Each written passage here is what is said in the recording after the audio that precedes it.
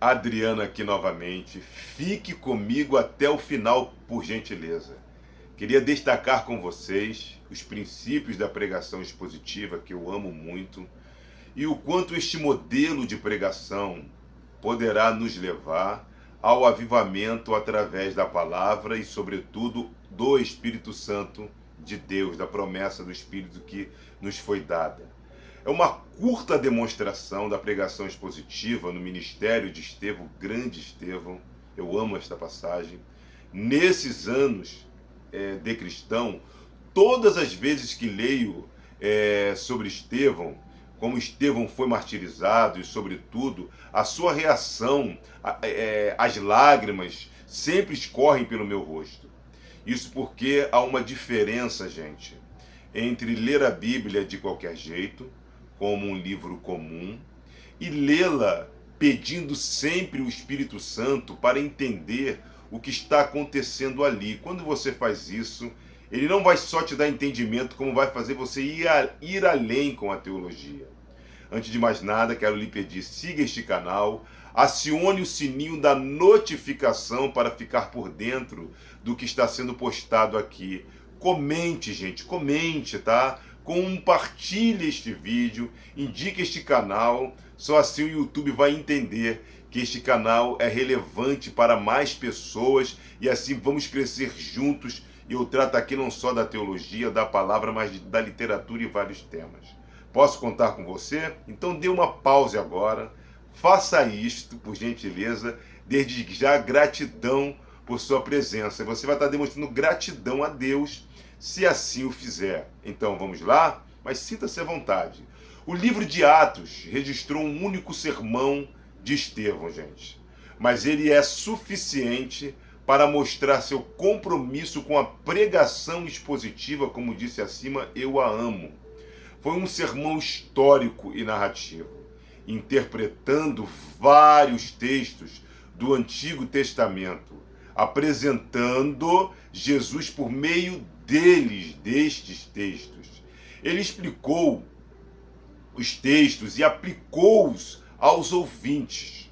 O discurso rememora, pessoal, os capítulos mais importantes da história de Israel, o período patriarcal, o cativeiro, o êxodo, a outorga da lei, a monarquia, a construção do templo e a vinda do Messias. Ele é perfeito nessas pregações positivas. Alguns personagens ganharam atenção especial, como Abraão, José, Moisés, Davi, Salomão, culminando no Messias.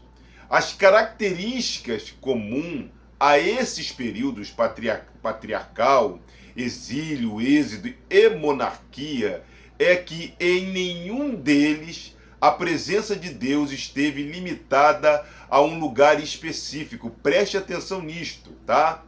Pelo contrário, o Deus do Antigo Testamento era o Deus vivo, o Deus em movimento, em marcha, aleluia, que sempre chamava o seu povo para novas aventuras e sempre o acompanhava e o guiava em sua caminhada, tá? Os judeus haviam interpretado erroneamente ou erradamente a palavra de Deus, tá? Julgando que a presença de Deus estava limitada e circunscrita a Israel e ao seu templo. Estevão mostra que as grandes aparições e intervenções de Deus aconteceram, gente, fora de Israel e fora do templo. Isto é um mistério. Gera Deus manifestando o seu plano. Deus apareceu a Abraão na Mesopotâmia, manifestou-se a José no Egito e chamou Moisés no deserto de Midian. Lembra disso? Lembra dessa passagem? O trono de Deus está no céu e não numa casa feita por mãos humanas. O discurso ou a defesa de Estevão pode ser dividido, gente, em 5 pontos, conforme adaptado da explanação de Thomas Whitelaw, salvo engano é assim que pronuncia. 1. Ele se dirige ao sinédrio judaico, ao povo judeu em geral e a todos os que em épocas posteriores possam estar sob as mesmas circunstâncias. 2. O Espírito. Duas atitudes governaram suas palavras: afeição e relevância. Ele os chamou de irmãos e pais, como diz lá no capítulo 7, versículo 2. Dê uma lida em Atos, tá? 3. As declarações. Ele faz um relato histórico e depois uma aplicação prática, gente. Traz a lume o tempo dos patriarcas, de Moisés e dos profetas, ou seja, o tempo da construção do templo. Atos 7, do 2 ao 53, salvo engano. Da mesma forma que José foi vendido pelos irmãos por inveja, mas Deus o livrou e o levantou como preservador. Cristo foi rejeitado e entregue à morte pelos judeus, mas Deus o ressuscitou, aleluia, o exaltou e o colocou como Salvador para dar arrependimento a Israel e remissão de seus pecados. Da mesma forma que Moisés foi rejeitado, gente, por seu povo como libertador, Deus o levantou como aquele que libertaria o povo do amargo cativeiro. Você vê que as pessoas serão rejeitadas, mas se Deus tem o plano e quer, ninguém pode impedir. Isso acontece até hoje, da mesma forma que os homens de Israel no deserto preferiram o tabernáculo de Moloque ao que Deus havia ordenado construir. E do mesmo modo que o povo profanou o templo, fazendo orgias na casa de Deus, em vez de adorarem o verdadeiro Deus. Assim também, os judeus rejeitaram a Cristo e agarraram-se apenas ao templo e a rituais vazios e sem vida. 4. Os argumentos. Preste atenção. Eu lhe peço atenção. Os judeus diziam, gente, que a verdadeira adoração a Deus, olha só, deveria estar atrelada à lei de Moisés, ou à lei de Moisés, como diz nós com X aqui no Rio de Janeiro, né? Mas isso não era possível, porque o Deus da glória havia aparecido ao pai da nação na Mesopotâmia muito antes da lei de Moisés, então não há sentido. Logo, a verdadeira adoração teve sua origem não no Sinai, mas em Ur dos Caldeus, não com Moisés, com Abraão.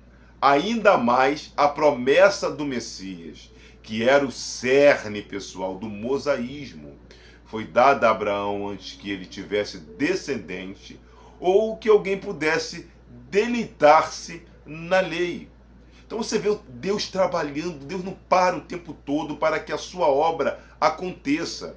De igual forma, o pacto da circuncisão, na qual todo judeu se gloriava como sendo essência da lei, não havia começado com Moisés, mas com Abraão. Você consegue entender isso? Por fim, a presença de Deus para proteger e libertar seu povo não começou no Sinai, mas com José no Egito, lá em 7, 10, 14 e 15, como relata Atos dos Apóstolos. Os resultados. Em relação aos ouvintes, gerou fúria, gente. Uma grande fúria e destempero. Em relação a Estevão, provocou seu martírio, tá? Foi uma eterna recompensa para um breve serviço, uma curta vergonha seguida por uma longa fama, uma pequena perda diante de ganhos eternos deste grande homem de Deus, cheio do Espírito que foi Estevão. Esse longo discurso de Estevão, gente, é considerado uma proclamação sutil e inteligente do Evangelho, como aponta Stott John. A mensagem de Atos até os confins da terra, tudo isso em Atos dos Apóstolos, capítulo 7, que eu vou insistir e lhe pedir encarecidamente que você pegue a sua Bíblia e leia lá para ver se eu estou falando alguma besteira. Agora veja o que diz o versículo 54, que trata da morte de Estevão, né? O que diz? A morte de Estevão não se explica, pessoal, de forma alguma. A morte de Estevão apenas faz com que o meu coração fique aquecido de verdade. No versículo 54, gente, né? Ouvindo eles isto, diz aqui, enfureceram-se no seu coração e rilhavam os dentes contra ele. Contra quem? Contra Estevão. No versículo 55, mas Estevão, cheio do Espírito Santo, tirou os olhos no céu, viu a glória de Deus, e Jesus estava, gente, à sua direita, tá? E disse, eis que vejo os céus abertos, e o Filho do Homem em pé à destra de Deus. No versículo aqui 57, pessoal, eles, porém, clamando em alta voz, taparam os ouvidos e unânimes arremeteram contra ele. Olha que coisa. E lançando-o fora da cidade, como diz aqui, apedrejaram Estevão, as testemunhas deixaram suas vestes, você conhece essa passagem, aos pés de um jovem chamado Saulo. E apedrejaram, gente, Estevão, que invocavam e dizia, Senhor Jesus, recebe o meu espírito. Isso me emociona, desculpe.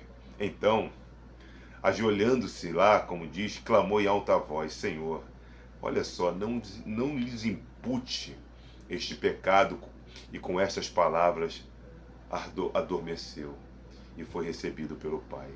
Gente, só de falar ou ler sobre Estevão pedindo que Deus não os imputasse esse pecado, é de me fazer sentir vergonha. Quando estamos cheios do Espírito Santo, somos capazes de tomar ações que o homem natural jamais poderia compreender. No direito, eu tenho formação acadêmica em direito, chamamos isso de inexigibilidade de conduta adversa. O que isso significa? Ou seja, não há como obrigar quem não tem o espírito a agir com benevolência diante de sua agressão.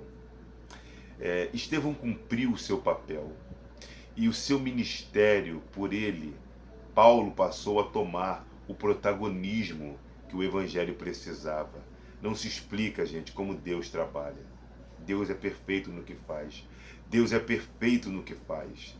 Mas Estevão é um exemplo enquanto este mundo existir, ou até que Jesus venha para levar a sua verdadeira igreja.